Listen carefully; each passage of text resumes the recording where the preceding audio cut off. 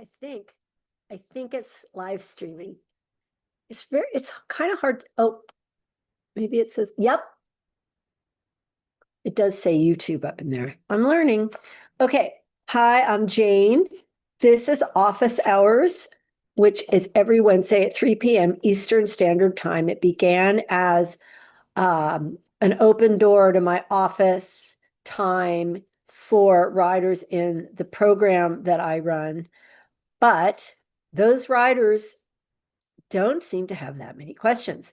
One of the reasons why they don't is that an enormous part of our curriculum is teaching the curriculum of the masters. So these guys are very adept, handy, and comfortable with finding an answer from Somer, Vorndorf, Vienna, or the Iberian tradition verbatim from the masters. And I was trained by masters, so I know what they say, not because I'm a master, but because I I got taught it. I hope that makes sense. And this brings me to there's two topics for today. The first topic is Canter, and the second topic is plans for the summer, what is going to go on during this Wednesday afternoons for the summer. Okay, the reason why I want to bring up Canter is because the it's like the algae blooming, these crises that they're having like in New Zealand and in Tampa with the algae blooming and killing everything else. That's what this internet riding culture is. These they're 30 years old, 29-year-olds, and they don't pull, but the horses aren't going uphill.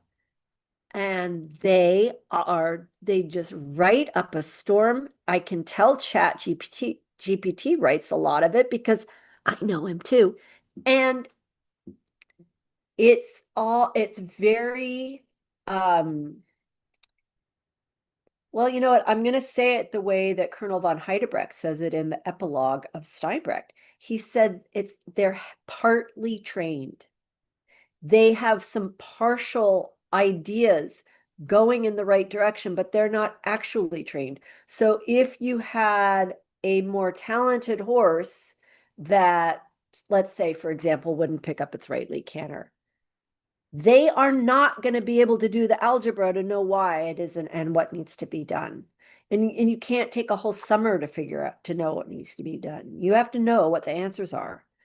And you can know what the answers are when the riding is understood all the way through, when excuse me. And there's a young man with a blog writing about Canter, and he's talking about the shoulder fore in the canter, and the inside hind needs to become load bearing, yada yada yada, which actually, I the it's always outer hind that we must attend to in Canter. And I'm not going to sit here and prove it to you, but why don't maybe read what some of the masters say about Canter, not what the internet says about Canter, what the dead men say about Canter. And tell me if outside hind doesn't come up as a pretty frequent topic. And then you could also go back and look on the internet, look online on all these flat horses, and you're going to see their outer hind foot way out yonder behind them. And so maybe they're cantering peacefully along and their body, and they're not haunches in, which that's not the only problem that can come in canter. Hello. They, you're going to see flat horses, flat and horses that are too long in their wheelbase. You can't collect the canter by thinking about inside hind to outside rein. You can't.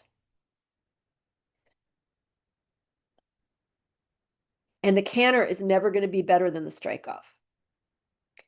I'm going to quickly just tell you what I want I want that outside hind near me, and I want the strikeoff to be full commitment, no hesitation. And if the strikeoff's good and the horse is either young or weak, I'm going to be happy and say, okay, good boy. A lot of times when my strikeoff is very good, the horse is too collected, he's too loaded to continue in a canter that excellent for too long. So I say, good boy, okay, trot.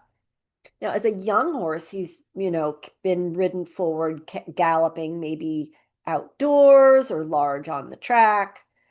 But, and so we're not gonna suppress the thrust by overdoing it.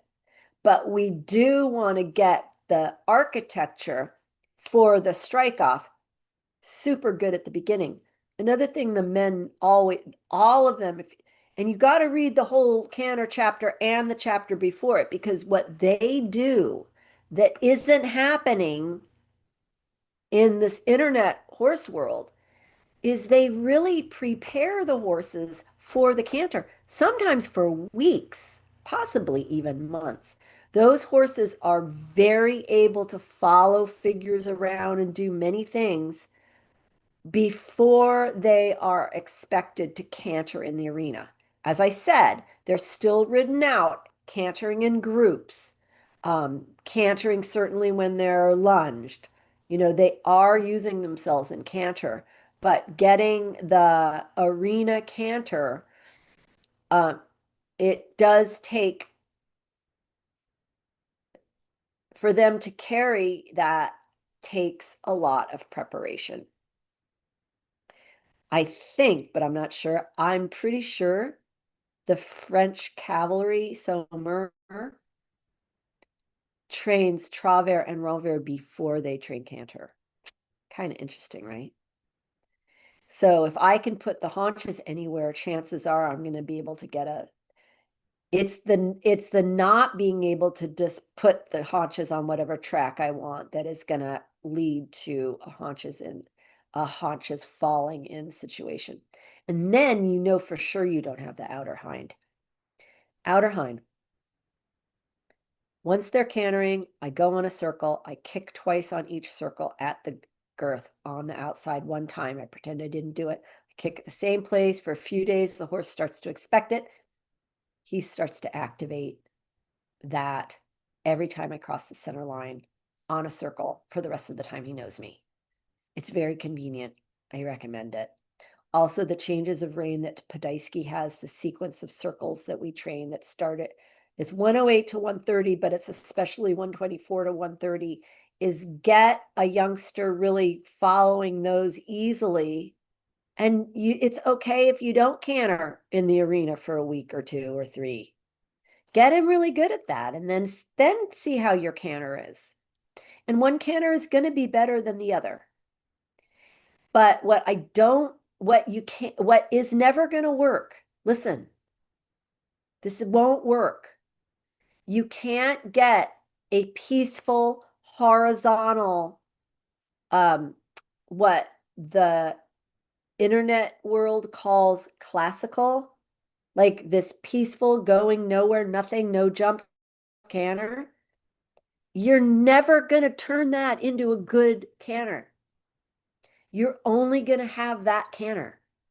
And because it's horizontal, you're not going to be able to extend it anywhere because the horizontal balance becomes too fragile.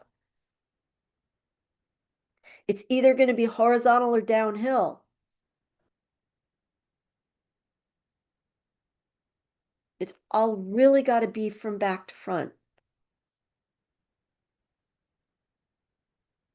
And the internet community, like people call it a community, is that supposed to soften the blow?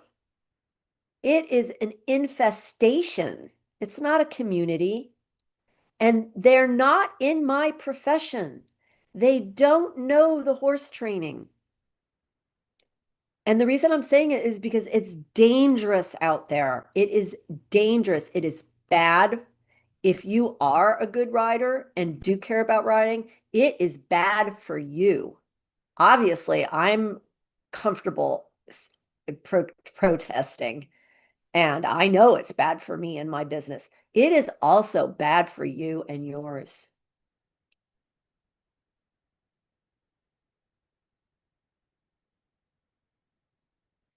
So I hope I mean, Canter is at a very, I mean, it's a third of it, right? It's a very important subject. There is the very generous and helpful expounding of Major Lindgren's oval that I put down on paper into a blog in February for the riders in this program, and 500 people now have read it, which is very good. And it's the trot portion of the warm up, the trot oval. And what it says at the end is next is going to be the canter portion of the warm up. I will be writing that this summer, and it will include a lot of the technical stuff that I've just touched on here that has to be installed in the way of going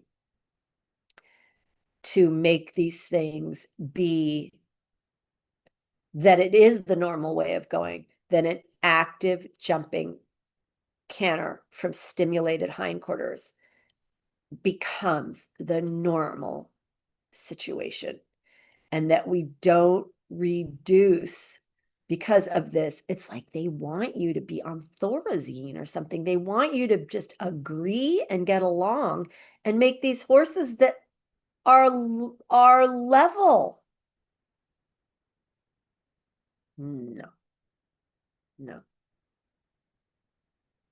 Canter has a bounce. Canter is a spring. It is a jumping gait. It has jump in it. Okay. So basically, my message is that once that thing's written, I'm just going to respond to all of the Thorazine canter online. I'll just respond with a 4,000 word blog that is irrefutable and well cited and has videos to back it up. So that will be that. In the meantime, those of you in this program, you know how we start our canters every morning and how our first flying changes are always curve line to curve line. And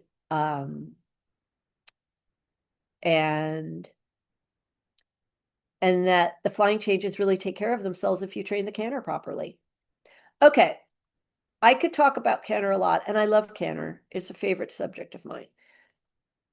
I am going to address it in a second gigantic, what do they call them? Long form blog.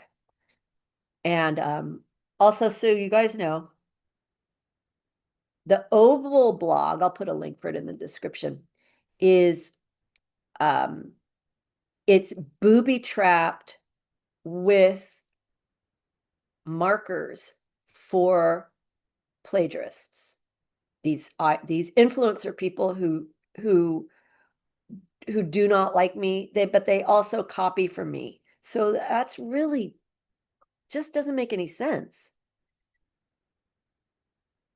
Anyway, my material is booby trapped, so be very careful about just cite it and it'll be fine.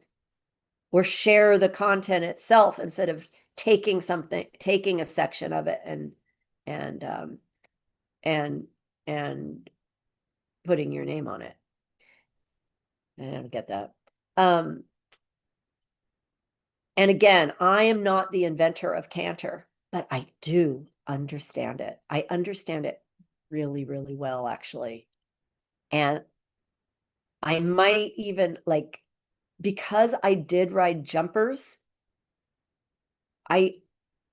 I really understand.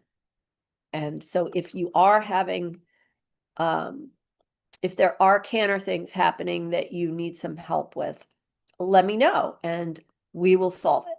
Because I'm going to go through this really quickly. We train following a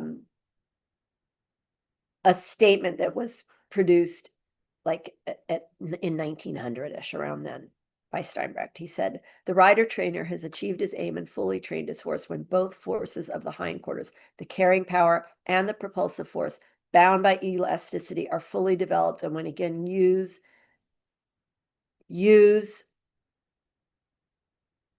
and combine the effects of these forces in precise, at will and in precise ratios. So that is sort of the baseline of where we start. Two forces of the hindquarters.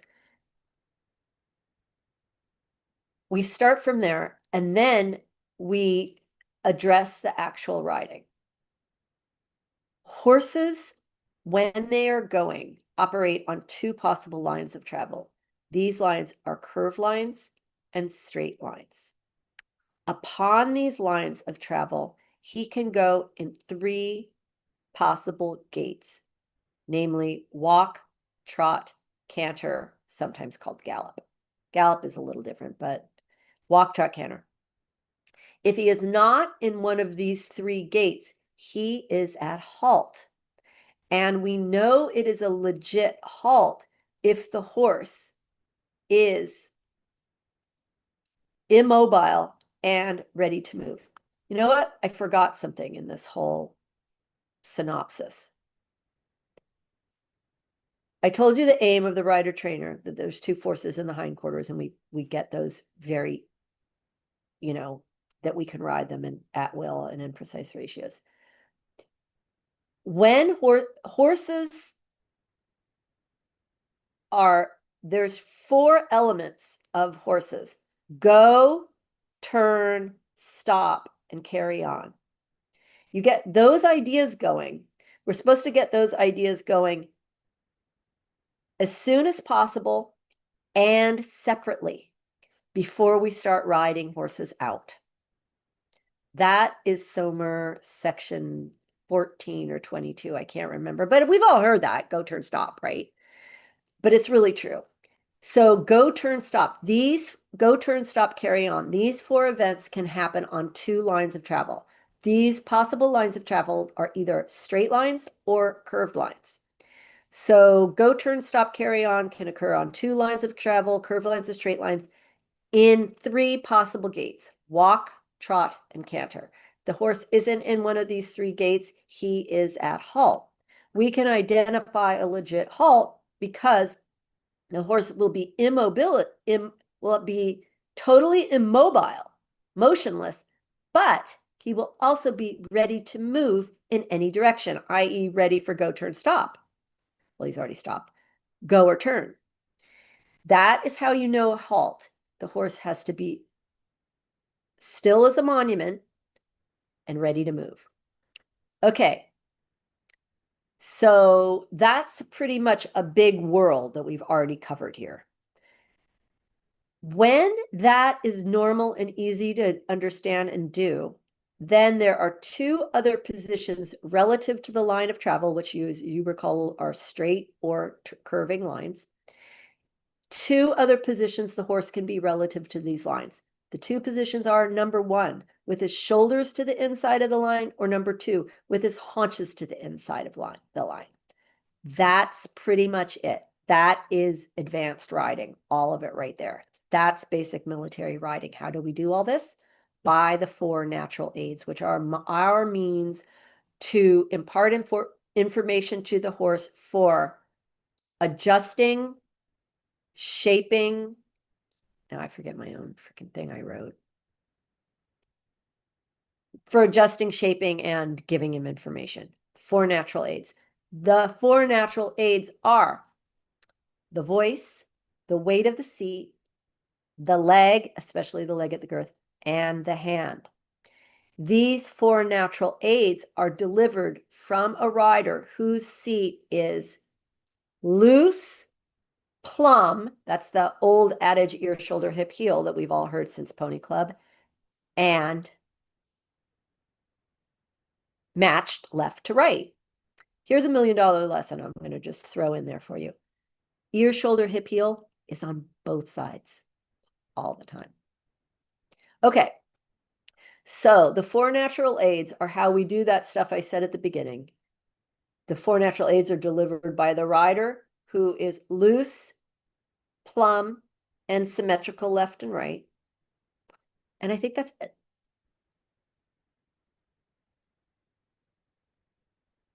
Yeah, that's all of riding. That's it. That's what you got to know. Right now, on those ideas that I just set forth, all of the classes on these ideas, expounding them into very understandable chunks and digestible, usable chunks. What is yet for me, oh, throughness. I didn't mention throughness. That belongs in there. Throughness is when the activities of the hind end transmit and co-act beautifully with those of the forehand. And the forehand becomes usable and available for shoulder in through it being displaceable. That's the only thing I forgot. I wrote it like 7 years ago, so sorry, I haven't read it in a while. But what classes still need to be put up to complete this whole system that I've just laid out are the throughness class, that's going to be class 107, the walk, trot, canter class, and I think I've done all the others. I think all the others are done. Oh, and warm-up class, which I've already begun with the trot oval blimp blog that will become part of the warm-up class, which will be class number 110, I think. Yeah. There's 8 plus warm-up. Okay, I hope I'm making sense. You can go to the website basicmilitaryriding.com and you'll find links for the first 5 or 6 classes. Some of the classes are private because of the problem I've had with the influencers plagiarizing me. But a lot of them block me and then come at and still plagiarize me. It's just wild. Anyway, Canter is going to be a topic. I'm going to write it as a long form blog. It's going to be part of the walk, trot, canter class. It's also going to be separate and free on the blog. And it will be used to refute all of the Melba toast, soggy, meh, canter influencer riding culture articles that exist these days. Don't do that to your horse. Let canter be fun and exciting for him. Okay. The topic that we are going to be starting, is it next week? Yeah, we're going to start next week for the whole summer is nervous wrecks and basket cases. Last summer, we dealt with sleeping beauties, the horses that are labeled as stuck or lazy. And through many weeks of discussion about that type, that I happen to love that type. I love the lazy boys that aren't lazy. We sort of, well, it was like getting a key in a lock and figuring out how to wake up the sleeping beauties. Interestingly enough, the same ideas that rouse the sleeping beauties also tend to soothe the psycho ones, the overly tense, nervous racks, as the major called them. I call them basket cases. And I will try to think of a fun, cute picture to denote these basket cases. Now, we have in the stable now, training as we go along, there are several of them. And you will hear colleagues and friends and rider trainers who know what the masters say and who have become a balm for these tense horses, who have already successfully become a balm, B-A-L-M, for these dear horses as we go through the summer. Some of these horses are Capote, Portia. She is a lot like me. She just gets all wild sometimes. She's really funny. Jazz. There's a very frisky young mare named Ruthina. Gatau, who is who's very wild, but when he's composed, it's just a sight to behold. And a quarter horse mare in Illinois named Bella. All of these horses, and maybe we'll meet some more as the summer continues, are horses labeled as tense that have systematically and obviously become soothed in their way of going by riding forward and straight. That's the plan for the summer. Very keen to see you here.